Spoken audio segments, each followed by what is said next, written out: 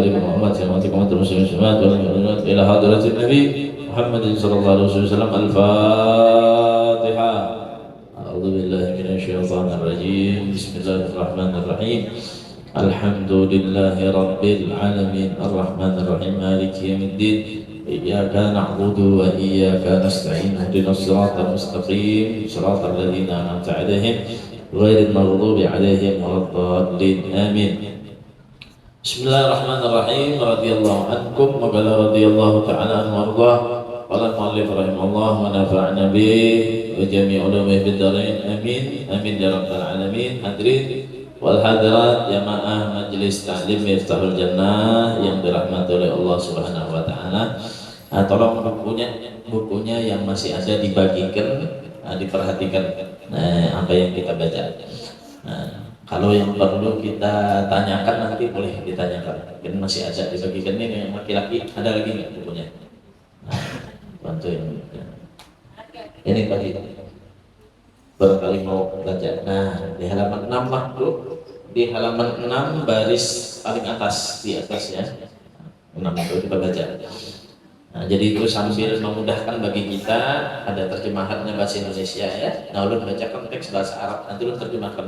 Mungkin terjemahannya beda-beda dikit lah, cuma maksudnya sama ya. Ada itu bahasanya terlalu bahasa Indonesia, nanti ulun ada bahasa-bahasanya mungkin bahasa Banjar atau apa ya, sudah sama. Perhatikan. Bismillahirrahmanirrahim. Radhiyallahu ankum wa qala radhiyallahu ta'ala anhu warḍah. Qala al-mu'allif rahimahullah nafa'ana bihi wa bi jami'i ulumi fid dharain amin. Wal maqalatus salitsah, dan perkataan yang ketiga dari kitab An-Nasaihul Ibad an Abi Bakrin As-Siddiq radhiyallahu anhu, dikatakan daripada Abu Bakar As-Siddiq, yaitu sahabat Nabi Sayyidina Abu Bakar As-Siddiq, sahib Nabi fil ghar. Ini adalah sahabat Nabi yang terkenal ceritanya menemani Nabi hijrah dari Mekah ke Madinah. Ya, semua sahabat lebih dahulu mereka hijrah ke Madinah, tertinggal Sayyidina Abu Bakar, Rasulullah dengan Sayyidina Ali. Maka Sayyidina Ali ditugaskan oleh Rasulullah mengganti tempat tidurnya Nabi, ya, mengganti posisi di tempat tidurnya Nabi itu Sayyidina Ali. Maka mereka menjaga di rumahnya Nabi, ingin membunuh Nabi, perencanaan untuk menghabisi Nabi. Maka yang mengganti tempat tidur saat itu adalah sepupunya Nabi, yaitu Sayyidina Ali, sekaligus menantu daripada Rasulullah SAW. Kemudian Rasulullah memilih daripada sahabatnya yang membarengi Nabi di perjalanan untuk hijrah daripada Mekah ke Madinah, yaitu Sayyidina Abu Bakar, Sayyidina Abu Bakar, ya, sekaligus mertua nantinya daripada Rasul SAW. Karena anaknya Sayyidina Abu Bakar yaitu Sayyidah Aisyah dinikah oleh Nabi Muhammad SAW. Diceritakan, dikatakan daripada Sayyidina Abu Bakar As-Siddiq radhiyallahu anhu. Apa kata Sayyidina Abu Bakar? Man dakhalal qabr, siapa orang yang masuk ke dalam kubur. Yang masuk ke dalam kubur, artinya di sini sudah meninggal dunia, sudah meninggal dunia. Ini peringatan bagi kita yang masih hidup di atas dunia. Ya, peringatan bagi kita yang masih hidup di atas dunia dan sudah terjadwal akan masuk ke dalam kuburnya masing-masing. Sendiri-sendiri itu, ruangannya sendiri-sendiri, nggak ada bareng-bareng, itu nggak ada, sendiri-sendiri nanti. Dan mereka yang masuk dalam kubur tadi, kata Sayyidina Abu Bakar, man dakhalal qabra, siapa orang yang masuk ke kubur bila zadid, dengan tidak ada zadid, bekal, ai minal amal saleh, yaitu dari bekal itu apa? Amal soleh. Dia tidak membawa, tidak berbekal, tidak ada bekal. Apa bekalnya? Yang dimaksud itu adalah amal solehnya. Ya.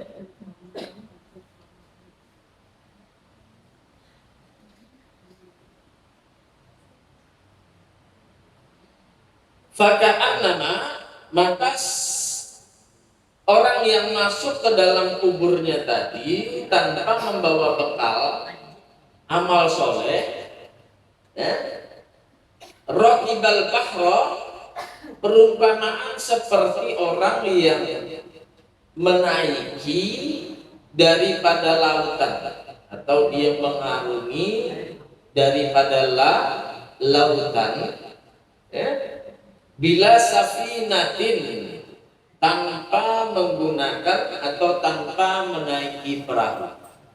Ya, ini perumpamaan yang sangat gamblang diibaratkan oleh Sayyidina Abu Bakar. Ya, kalau kita ada di laut, itu seakan-akan lautan itu kuburan, ya gitu ya. Kita kan nggak terbayang nih bagaimana nanti ada kita di dalam kubur. Walaupun kita sudah tahu, melihat dengan mata kepala kita orang-orang yang telah mendahului kita masuk ke dalam kubur, tapi kita belum merasakan. Jadi karena kita belum merasakan, kita merasa diri kita ini tenang-tenang saja.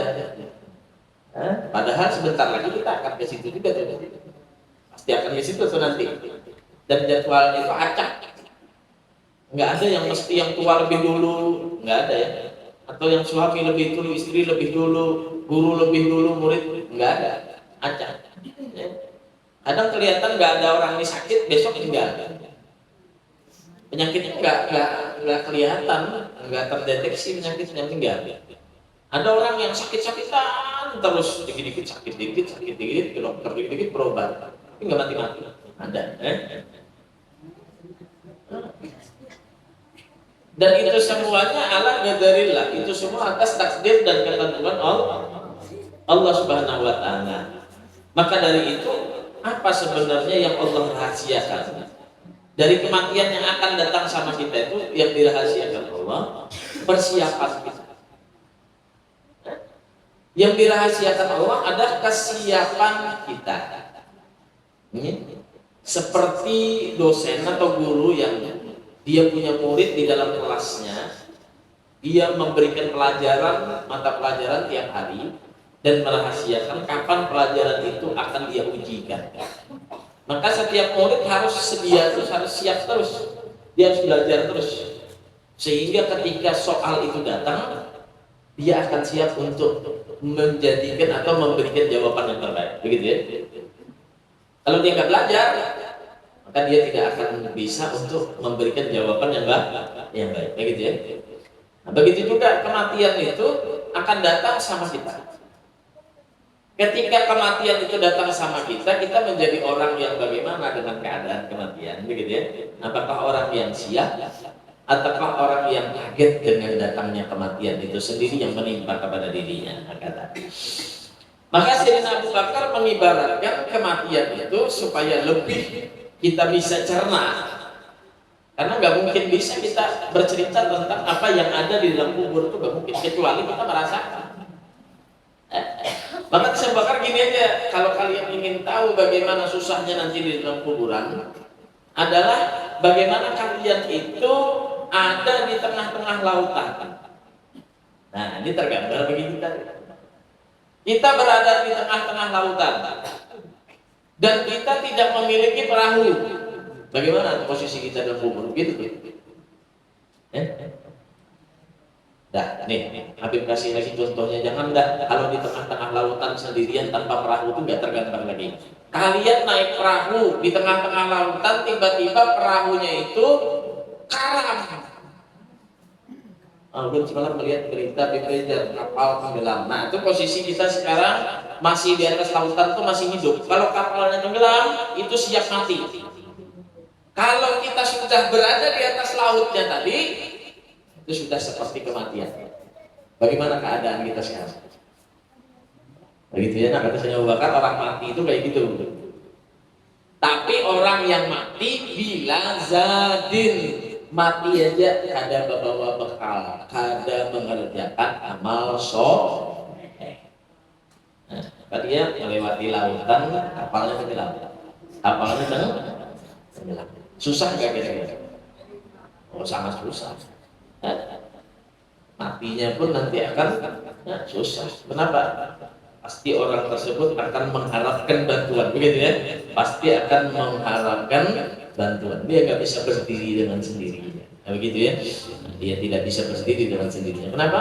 Karena dia tadi itu dalam kesusahan di tengah lautan, yang siap menenggelamkan kepada dia. Karena apa? Karena dia tidak memiliki apapun untuk menyelamatkan dirinya. Bahkan apa yang dia sangka untuk menyelamatkan dia, menyampaikan dia pada tujuan, ternyata dia tidak sampai ke tujuan dan tenggelam di tengah-tengah lautan.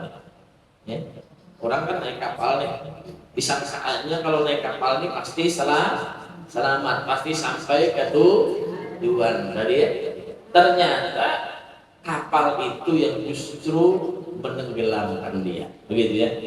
Nah, sama orang hidup, dia menyangka hartanya, menyangka keluarganya, menyangka jabatannya, itu semua akan memberikan kenyamanan kepada dia, keselamatan kepada dia. Ternyata belum sampai ke tujuan karena dia tidak beramal soleh, karena dia tidak sholat, karena dia tidak berzakat, karena dia tidak puasa, karena dia tidak mau beramal soleh, datang kematian sama dia. Nah, maka ini kata Syekh Abu Bakar seperti orang yang sedang ada di tengah-tengah lautan tanpa ada perahunya, atau mungkin perahunya ada tapi haram di tengah-tengah lautan. Ay fayaghrib warakan la khalasalahu illa biman yunqituhu.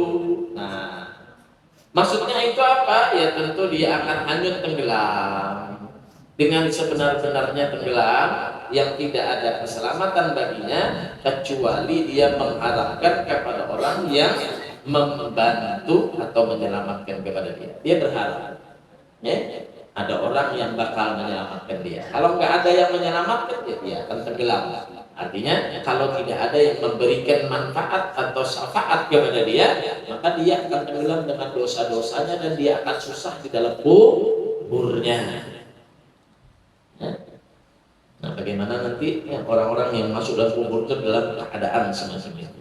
Maka Rasulullah SAW, sebagaimana Rasulullah SAW dia bersabda, apa kata Rasulullah? Mal mayyit fi qabrihi, tidaklah ada perumpamaan seorang mayit fi qabrihi, di dalam kuburnya, illa, kecuali perumpamaannya kal ghariqil mutaghawwizi, seperti orang yang tenggelam yang minta pertolongan, yang teriak-teriak minta pertolongan. Itu semua orang dalam kubur nanti semacam itu. Ai at-talab li ayyughaf, yaitu dia mencari orang yang akan membantu kepada dia, menolong kepada dia, begitu ya.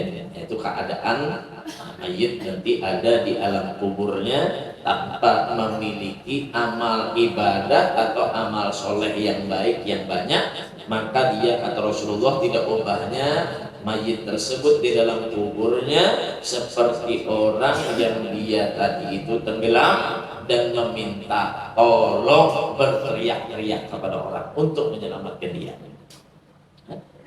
Nah, di dalam hadis yang lain lebih lengkapnya lagi Nabi mengatakan, yantazir dakwatan, dan seorang mayit yang masuk ke dalam kubur tanpa membawa amal soleh tadi, dia akan teriak-teriak.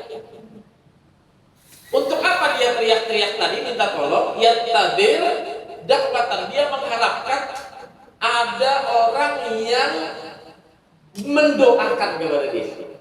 Itu aja lagi. Kalau teriak-teriak yang lain gak bakal bisa. Ya? Yang dia harapkan, dia teriak, itu adalah adanya doa yang datang kepada dia. Itu yang diharapkan. Ada lagi Bu Ergen sudah mati, mengharap nasi kuning, mengharap ATM, mengharap yang lain gak ada. Yang diharapkan apa? Dia diisi orang tua dan meninggal dunia. Yang diharapkan orang tua dia dan kuburnya apa? Doa. Itu aja lagi. Apalagi orang yang meninggal ini kada bawaan apa-apa, sebelah yang banyak tertinggal, puasa banyak tertinggal, beramal banyak tertinggal, bermaksiat rajin benar pula. Nah, maka ini nyarinya mana? Jadi kayak ini gambarannya kan? Pian di kuburan itu, di kuburan tuh banyak di tetangga-nya. Nah, jadi di tetangga-nya banyak kan di kuburan, banyak pada tetangga-nya di dunia yang hidup. Tetangga di hingga rumah paling satu selekan itu aja. Nah, kalau pian meninggal, tetangga ini banyak rapat-rapat pulang mendakan daerah. Sejengkal ada kubur, sejengkal ada kubur. Karena dalam kubur itu ba'adu puriak, ba'adu bakuri. Nah, Nah paling kada tapi banyak bakuriah berarti banyak amalnya, banyak kirimannya. Nah hari-hari kita nang kada ada banyak, kada ada amalnya, atau kada yang mengirimi doa, ya halulung aja orang baca kita. Ya, nah itu gambaran Sayyidina Abu Bakar sama orang yang di tengah lautan tenggelam. Ya Pak, asing-asingnya kalau hendak menyelamatkan diri masing-masing, ada peduli dia orang anak kita ada peduli, yang penting ini selamat. Oh, orang yang minta tolong sampai bila ada dajuna menolongi tenggelam binasa. Begitu. Jadi yang diharapkannya kalau sudah mati kan ada lagi yang lain. Apa yang diharapkan doa. Talhaku min waladihi, diharapkan anaknya datang bacakan doa namanya. Itu diharapkan orang mati. Mana anakku ini ya Allah mulai halus aku gaduh. Memakani merawat sampai tua sampai sugih. Mana anakku nih kada datang kada mendoakan lawan aku. Yang diharapkan. Akhi atau saudara, mana di sana kulinang saparut dulu lawan aku. Yang sama-sama susah, sama-sama senang ketika di dunia. Aku sudah berdahulu daripada ini. Mana doanya kada datang-datang. Orang mati yang diharapkan itu. Sadiqihi atau temannya, kawannya, serantang seruntung berkawan ke sana kemari sampai mulai halus sampai ketua berkawan. Apa yang diharapkan?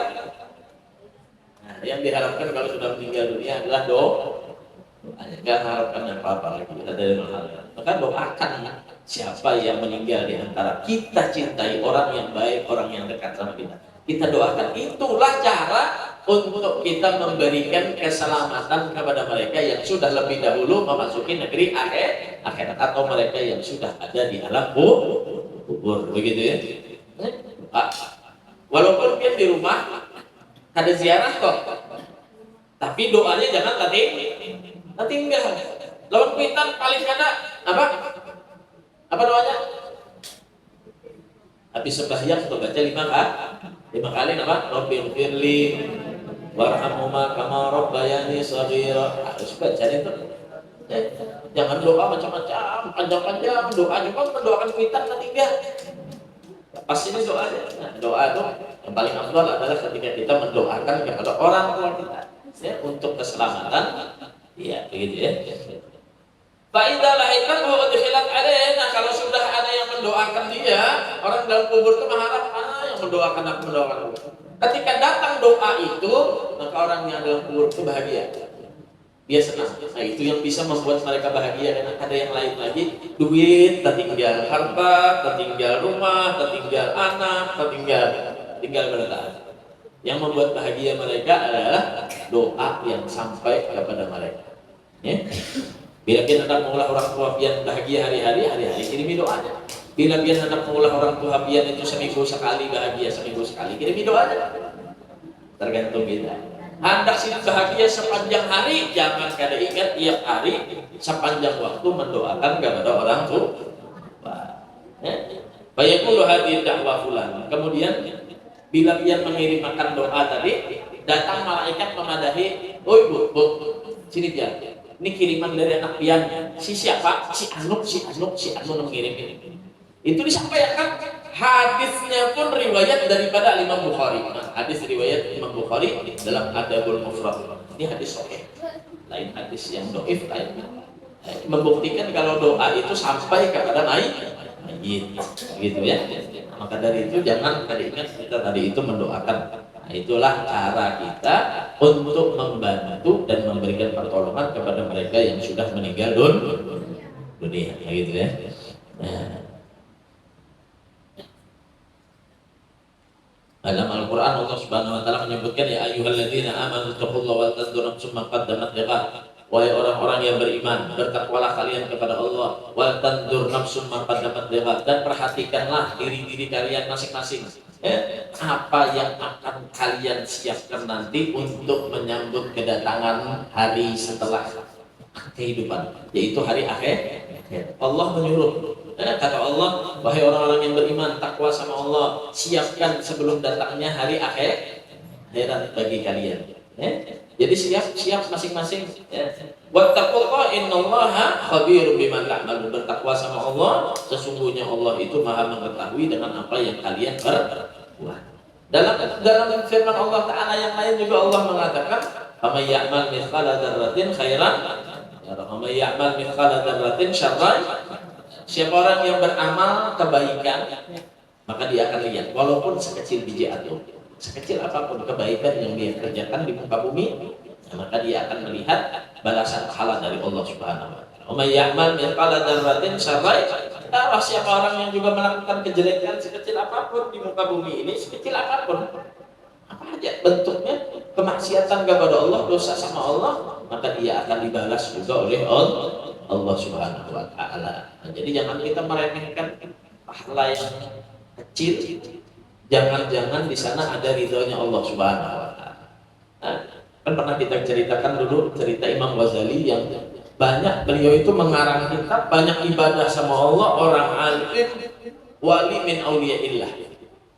Ketika meninggal dunia, dimimpi oleh muridnya, ditanya Imam Ghazali itu, sebab apa engkau mendapatkan ampunan dari Allah? Sebab apa engkau dimasukkan ke surga oleh Allah? Imam Ghazali menjawab, bukan karena sebab amal ibadahmu yang banyak, bukan karena sebab daripada karangan kitabku yang banyak. Aku diampuni oleh Allah dan mendapatkan rahmat masuk surga oleh Allah Subhanahu wa taala karena sebab satu lalat yang masuk di dalam wadah tinta ketika aku menulis kitab. Dan aku tidak mengganggu lalat itu untuk minum daripada air tinta itu sampai dia kenyang dan dia terbang. Rahmatnya ya, yang dikatakan ar-rahimun yarhamurumur rahman. Siapa orang yang kasih sayang kepada makhluknya Allah, maka dia akan mendapatkan rahmat Allah Subhanahu wa taala. Padahal dari kita bayangkan itu aja masuk surga lah. Nah, jangan meremehkan sekecil apapun kebaikan, karena mungkin di situ ada ridhonya Allah Subhanahu wa taala. Dan jangan juga kita menganggap remeh daripada satu dosa sekecil apapun. Jangan-jangan di situ ada murkanya Allah Subhanahu wa taala. Banyak cerita-cerita semacam itu. Ada orang yang sudah diceritakan dalam satu riwayat itu yang sudah membunuh orang 99. Ada si Ikung lagi boy, 99 dibunuhnya orang yang ada. Tapinya hendak bertaubat lawan Allah. Ya, sehingga dia mendapatkan nasihat daripada alim ulama, kalau engkau ingin bertaubat, hadir di majelis taklim. Benar-benar bertaubat kepada Allah, sehingga dia menuju ke majelis taklim. Ketika dia mendatangi majelis taklim itu, ternyata hendak sampai meninggal, maka malaikat rahmat lawan malaikat azab itu berebut. Dia mana ini? Ini orang diampuni apa enggak? Dosanya banyak, tapi dia di akhir umurnya dia ingin bertaubat kepada Allah Subhanahu wa taala. Hadis hadir di majelis taklim. Akhirnya dengan cara damai akhirnya dihitung jaraknya ya. Jarak dari rumah dia ke majelis taklim lebih jauhan mana? Ternyata lebih sudah lewat daripada banyak langkah kakinya menuju kepada majelis taklim, sehingga dosanya diampuni oleh Allah Subhanahu wa taala. Makanya la taqnatu min rahmatillah. Jangan kita tadi itu putus asa daripada rahmat Allah. Jadi jangan sudah aja terlanjur sudah kayak ini sampai ke kelas sampai ke mati gak ada bertaubat enggak ya. Jadi Allah Subhanahu wa taala itu membuka ya. Bahkan dikatakan betapa banyaknya dosa kita walaupun sebanyak lautan, ampunan Allah jauh lebih besar daripada itu semua. Ya, cuma jangan merendahkan atau jangan meremehkan dosa. Takutnya karena dengan dosa yang kecil tadi kita juga akan mendapatkan daripada murkanya Allah Subhanahu wa taala karena menggampang-gampangkan tadi. Ya. Kemudian lagi Rasul sallallahu alaihi wasallam bersabda, "Yattabi'ul mayyit salasa." Kata Nabi, "Yattabi'ul mayyit salasa." Orang kalau meninggal dunia itu yang ngikut tiga. Yang tertinggal tiga. Orang kalau meninggal dan Nabi tertinggal dari dia itu tiga. Ya, yang mengikut kepada dia. Fayarji isnani wa yabqa wahid. Yang dua akan pulang, yang satu akan tetap ikut sama dia. Orang ini mati sudah deh. Tiga ini pasti akan mengikuti kematiannya. Tapi yang dua ini akan pulang, yang satu akan terus ikut lawan dia. Biar Nabi Muhammad SAW. Ya tabahu ahluhu wa maluhu wa amaluhu. Ikut lawan dia, anaknya, keluarganya, hartanya, dan amalnya. Ya. Bayarji ahlu wa maluh, kemudian setelah dia dikuburkan akan kembali itu keluarga dan hartanya akan ketinggalan. Ya. Wa yabqa amaluhu, dan yang akan terus ikut sama dia adalah amalnya. Nah, jadi orang meninggal dunia itu meninggalkan anak, istri, keluarga, harta tinggal. Ya. Kemudian yang akan terus ikut sama dia adalah satu perkara, yaitu amalnya. Ya. Nah, berarti penting banget perkara amalnya, bersiap bagi kita untuk menyambut daripada kematian ya, yang akan datang kepada kita. Yang bersiap kita. Ya. Wal maqalatu rabi'ah, dan perkataan yang keempat, an Umar radhiyallahu anhu, diriwayatkan daripada Sayyidina Umar radhiyallahu taala anhu, naqala an Syekh Abdul Mu'ti As-Samlawi anna Nabi sallallahu alaihi wasallam qala li Jibril alaihi salam. Diriwayatkan daripada Sayyidina Umar, sesungguhnya Nabi Muhammad sallallahu alaihi wasallam berkata kepada malaikat Jibril, sifli hasanati Umar. Ya. Ujar Rasulullah SAW, wahai Jibril, kabarkan kepadaku atau berikan kepadaku pengetahuan hasanati Umar, berapa banyak daripada kebaikan Sayyidina Umar. Itu Amirul Mukminin, sahabat Nabi Sayyidina Umar bin Khattab. Faqala, kemudian malaikat Jibril menjawab, law kanatil biharu midadan wasyajaru aqlaman lamma asartuha.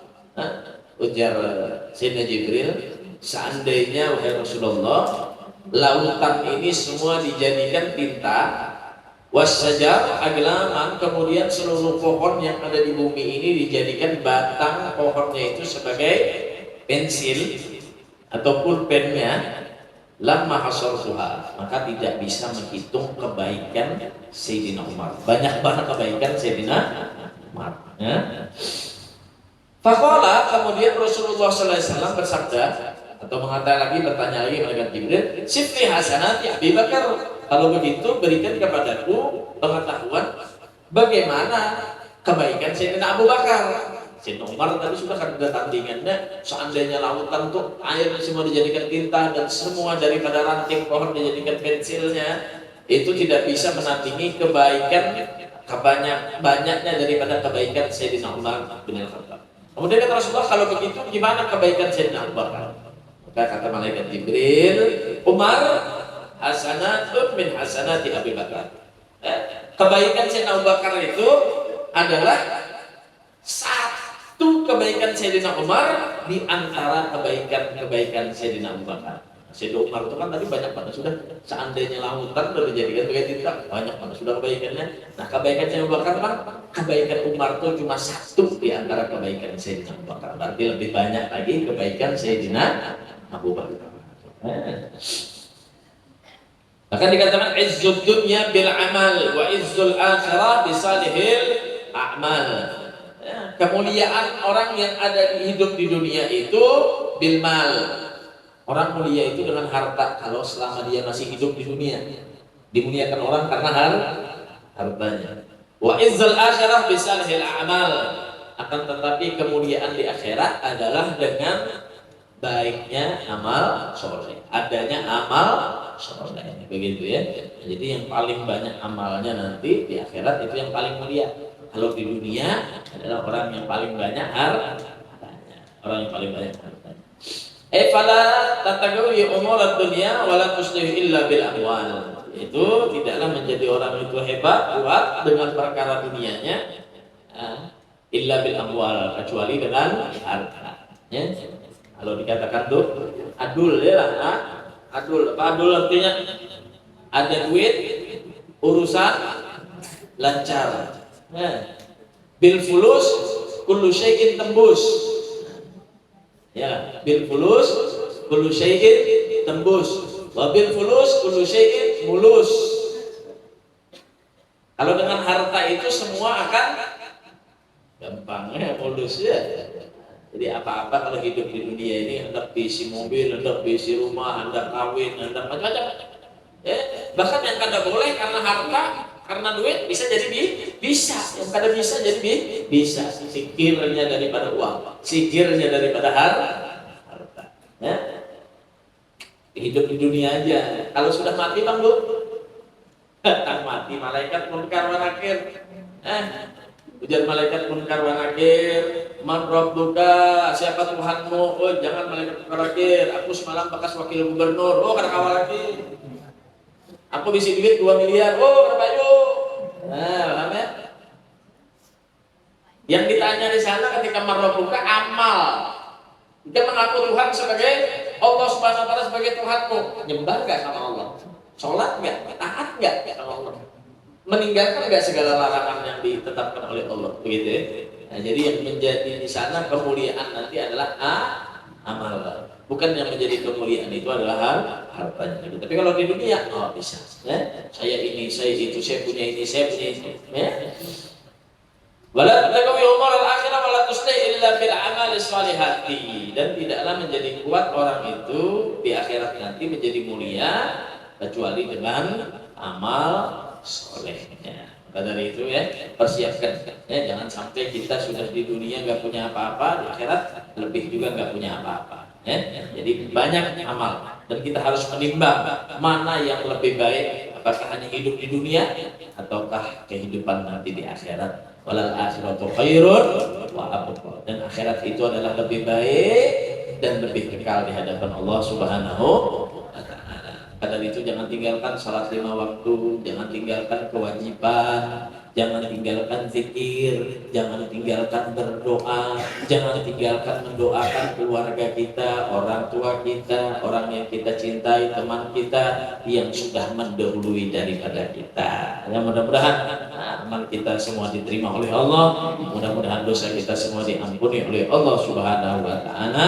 Amin ya rabbal alamin. Ada yang perlu dibahas, silakan. Nah, ibu-ibu dulu, sini biasa pertanyaannya lebih panjang ya. Nah, jadi biar ibu-ibu dulu. Bapak silakan, ada yang mau tanya. Assalamualaikum warahmatullahi wabarakatuh. Waalaikumsalam warahmatullahi wabarakatuh. Hendak kulit takonakan gulai tentang pertengkaran atau pengusuhan bu. Anda tak ulun. Ulun ini pengusuhan gue do uang.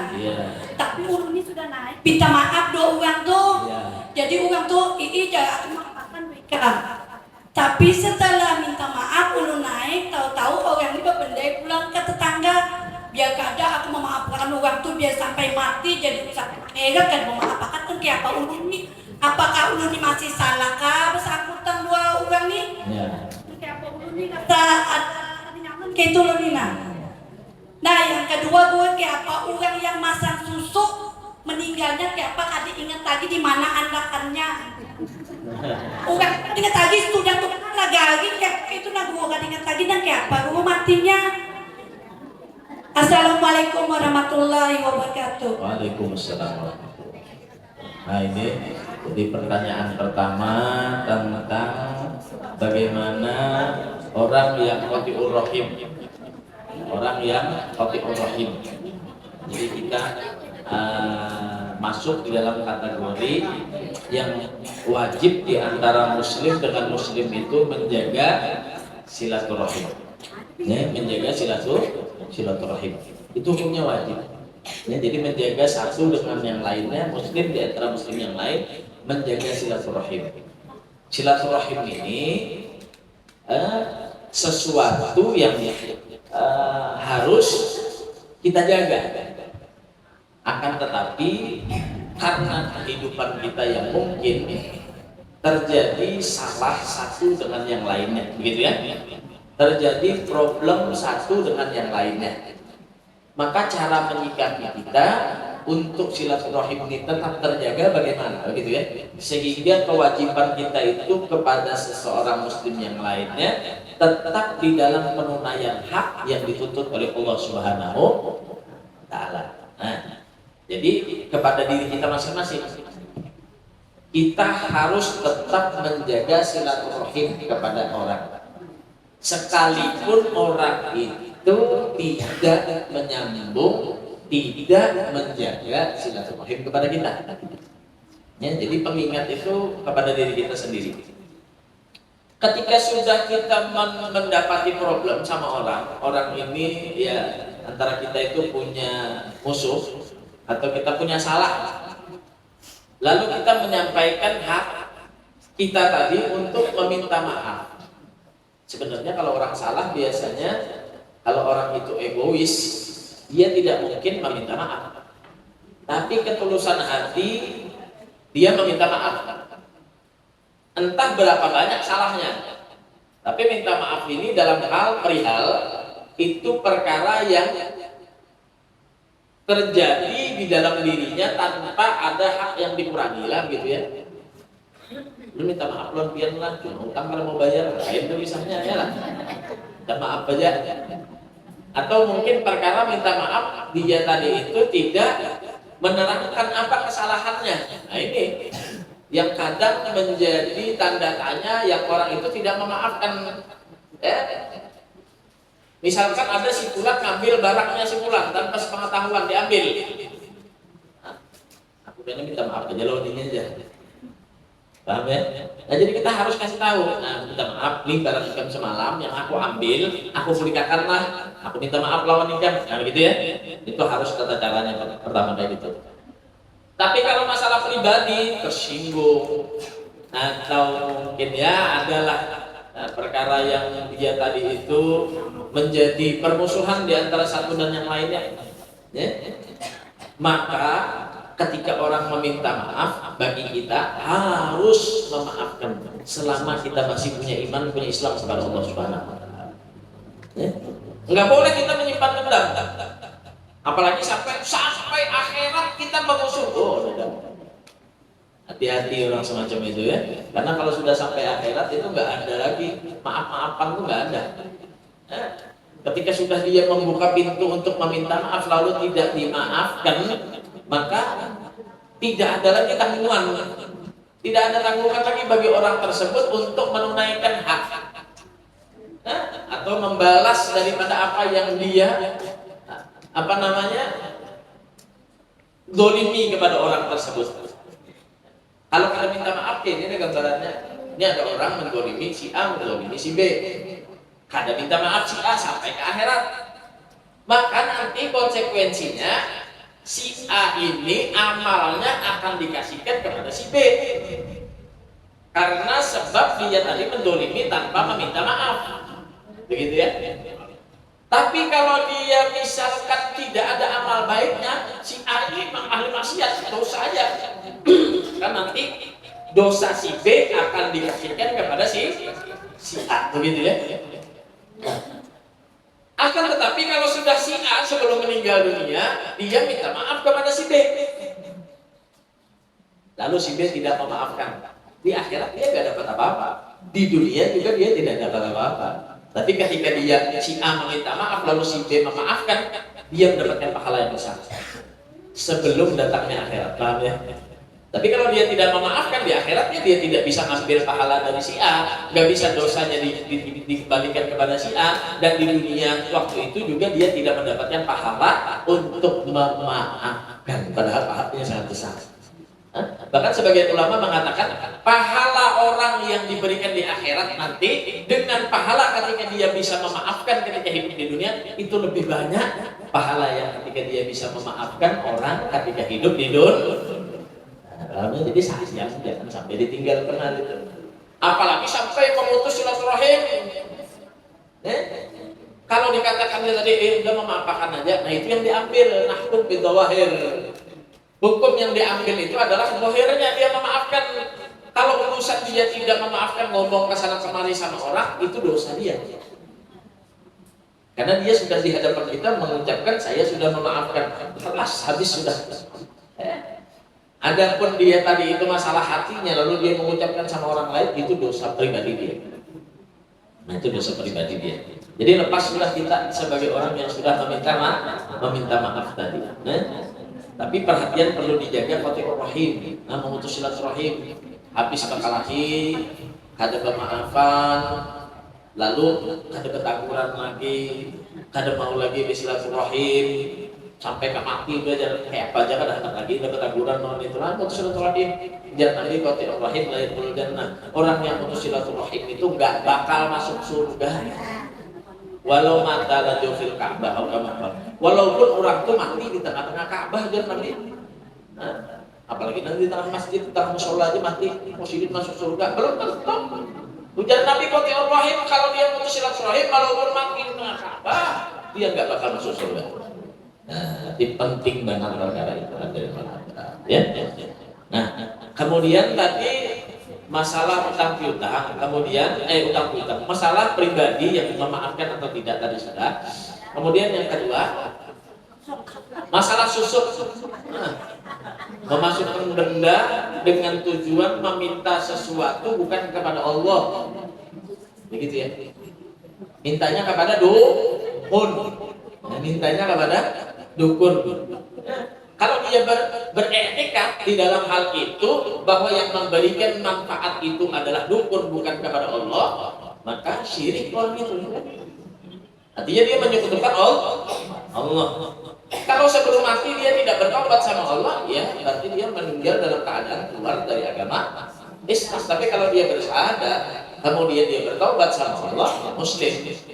Adapun masalah susuknya tadi itu dikeluarkan apa tidak, wallahu a'lam. Yang penting dosa dia sudah bertobat kepada Allah Subhanahu wa taala. Ada tahu jangannya di mana lagi susuk, tapi dia sudah tidak meyakini lagi hal itu tidak memberi manfaat kepada dia. Dia sudah bertobat sama Allah, nggak jadi masalah. Tapi kalau bisa lebih baiknya lagi ya dikeluarkan sebagai tanda dia tadi itu benar-benar bertobat kepada Allah Subhanahu wa taala. Pun matinya jadi apa dulu pada tahu. Nyata matinya jadi mayit dulu. Ada gua ada daripada kamu nyanyi cuma kerjaanku kan itu. Jadi itu. Jadi itu intinya kalau orang itu tidak bertaubat terus israr atas perkara itu sampai ke mati suul khatimah. Begitu ya. Masalah jadi hal itu kita yang melihat saja menang melihat. Nah, jadi bila ada melihat jangan menjadikan keyakinan kepada orang mobilnya itu memang jadi hal itu. Itu perkataan orang-orang aja ya. Jadi kalau dia bertobat sama Allah terus bertobat walaupun dia tidak dibuang bahasanya, tapi dia sudah menghilangkan keyakinan benda itu menjadi masalah. Dia meninggalkan keyakinan bahwa tidak ada la yanfa' wa la yadur illallah, tidak ada yang memberi manfaat dan tidak ada yang memberi mudarat kecuali Allah Subhanahu wa taala, maka insyaallah diampuni dosanya oleh Allah Subhanahu wa taala. Lagi.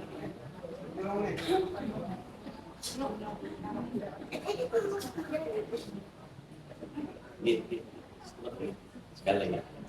Oh, sudah ya. Sudah ya.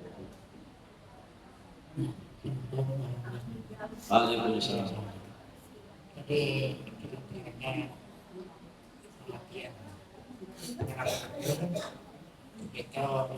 yang tergantung pahala banyak sedikit, yaitu dari amal orang. Kalau ada orang yang tidak masuk kubur mati di laut, ya tidak dimasuk hukum. Apakah itu legit seperti orang yang masuk kubur? Yang kedua pertanyaannya, kita umat Islam kemudian digabungkan agar berdampingan kubur itu berkaitan dengan orang kafir. Ada yang mensahkan bahwa kita orang Muslim ini hawanya dingin dan beramal ibadah tadi, sedangkan orang kafir itu hawanya panas. Lalu antara dingin dan panas beradu di dalam kubur itu. Apa itu benar? Ada cerita bahwa Abdul Hamid Abulung itu kuburnya itu bertatai dengan penyanyi atau bahasa dari penduduk ya. Maksudnya artis dua. Lalu di situ ini sebagai orang sufi dia berpindah kuburnya itu. Kemudian Cilung Tanjung. Nah, apa itu benar-benar Cilung Tanjung? Jadi pula yang tadi termasuk menemukan tentang maaf tadi. Kalau ada dari sisi politik, ya sisi politik, artinya ada satu sisi masyarakat paham aliran, yaitu diberikan sebagai pelajaran bagi kaum yang lain. Maka dia kalau minta maaf, dia bukan memaafkan, tapi dia berkata, saya tidak ada urusan lagi, dan kita pada suatu tanggal lagi yang bisa bersama. Masalah maaf tidak ada urusan, ya bahwa itu tinggal jalan, memaafkan ada memaafkan ada, itu urusan jalan. Demikian kira-kira. Terima kasih. Assalamualaikum. Jadi masalah pertama itu adalah orang yang melihat tadi itu tidak dikubur ya, mungkin kena musibah atau yang lainnya ya, atau terbakar dan selainnya ya. Nah jadi kalau secara hukum fikihnya memang kalau ditemukan ada jasadnya seorang manusia atau potongan-potongan jasadnya, itu hukumnya wajib dikubur walaupun nggak utuh. Orang ini misalkan bisa maaf, sekarang kan banyak lagi kasus yang mutilasi ya, dapat sampai 500-600 potongan mungkin ya. Nah itu kayak biar kepalanya dibuang, cuma ada sisa tangan jari-jari aja dikubur. Maka kayak apa itu? Tetap wajib bagi kita untuk mengubur. Itu pertama, untuk kewajibannya menguburkan. Nah, itu kewajiban karena seorang muslim itu ketika mati wajib. Wajib itu bukan kepada orang yang mati, wajib itu kepada orang yang masih hidup, hak kepada muslim yang sedang meninggal dunia dikuburkan. Ya, itu pertama. Kalaupun misalkan nggak ada anggota badannya, hancur, habis, lebur, debunya dikubur. Ada orang mati yang bakar, misalnya naudzubillah ya, kan ambil debunya dikuburkan, bukan dilarutkan di sungai atau enggak ya, dikuburkan begitu ya. Nah, itu hak seorang muslim. Kemudian kalau memang tidak ditemukan jasadnya, hilang sama sekali, nggak ditemukan, nggak ada bagiannya apapun, nggak ada, hilang, habis lenyap sama sekali. Apakah orang itu akan juga berada di kubur? Nah, kubur ini secara zahir berada di dalam gubangan tanah. Yang dimaksud kubur di sini alamul kubri, yaitu alam kuburnya berbeda persepsi atau keadaannya.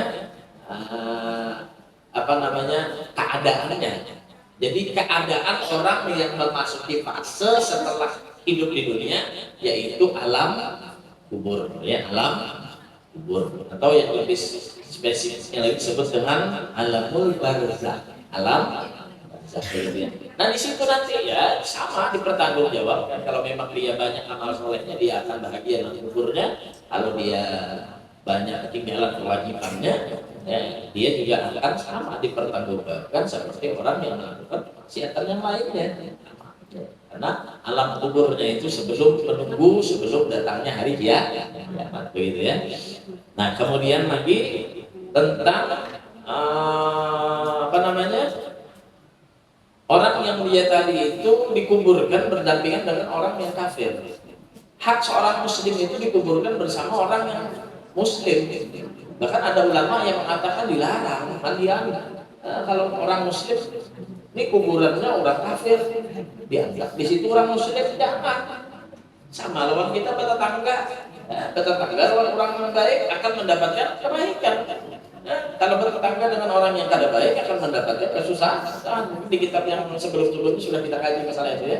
Jadi jangan khawatir kita berkubur di papasan dahulu mana orang baik daerahnya. Supaya apa? Supaya kita mendapatkan rahmat. Ketika rahmat Allah Ta'ala turun, dapat juga keberatan. Ketika kita dikumpulkan dengan orang yang semacam itu tadi, kita akan mendapatkan juga hal itu, keburukannya. Walaupun kita menjadi orang yang baik. Nah, justru ya, maka dari itu tidak tahu kita berkumpul dengan orang-orang yang baik ketika kita meninggal dunia. Ya.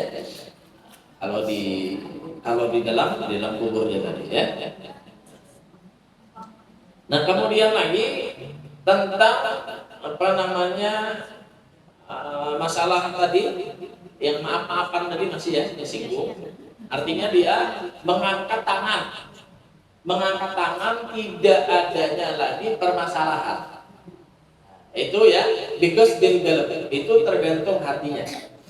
Kalau niatnya mengucapkan semacam itu untuk memutus silaturahim, maka sama dosanya seperti orang yang memutus silaturahim.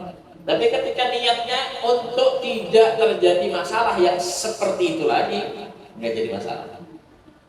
Artinya bukan dia tadi itu untuk menjauhi dia, tidak menganggap dia sebagai seorang muslim, enggak. Tapi untuk dia tadi itu menghindari jangan supaya tidak terjadi atau terulang masalah yang seperti itu lagi nantinya. Ya, mudah-mudahan bermanfaat. Amin Allahumma.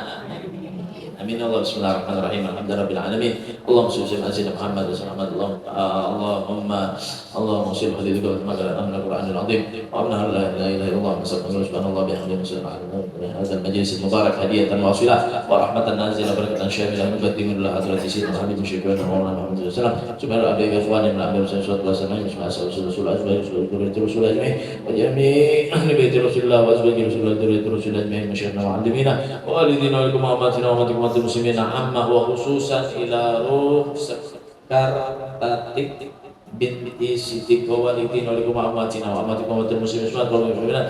Ausilna masawaba dzalika minna ilaiha Allahumma ighfir laha warhamha wa afiha wa fanha. Allahumma ij'al qabraha rawdah min rajina wa litarfur wa faqarin nira. Allahumma anzil rahmah. Allahumma ij'al bida'alaha minan nar kakallaha minan nar azkalaha minan nar jannatan minan nar. Allahumma anzil rahmah wal maghfirah wa syafa'a 'alaiha wa lil ahli qubur muslimin sallallahu alaihi wasallam bi rahmatika ya arhamar rahimin. Allahumma ajbur kisarana wal fardana wa sallallahu amalana wa amarana wal iman muslim jam tarfan antara tanna Allah ma fi ghaflah wa la ta'khudna ala ghirra wa ja'ala akhira kalamina min ad-dunya tahjila wa la ilaha illallah Muhammadur Rasulullah sallallahu alaihi wa sallam wa adlan wa fa'na wa rafa'na biha yawma la yanfa'u malu wa la banun illa ma Allah bi qalbin salim. Rabbana ighfir lana wa li ikhwanina alladhina sabaquna bil iman wa la taj'al fi qulubina ghillan lil amanu rabbana innaka ghafurur rahim. Wa sallallahu ala sayyidina Muhammadin wa ala alihi wa sahbihi subhana rabbika rabbil izzati amma yasifun. Assalamu alaikum alhamdulillahi rabbil alamin. يا ربنا اعترفنا بأن